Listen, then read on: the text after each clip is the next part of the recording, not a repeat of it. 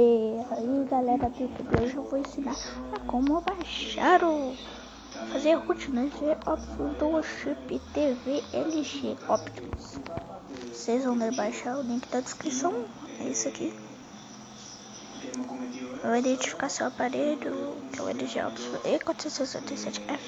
Você clica em root, tá? Que a mensagem lá não vai aparecer. Depois você inicia seu aparelho. Depois de ter reiniciado, você vai na Play Store, porque não vai ter um Super Sul, vai ter outro tipo com configurações assim. E ele tem inglês. Inglês não, em japonês ou chinês, sei lá. Você vai na Play Store, vamos lá, procurar Play. Vocês vão achar o Super Sul.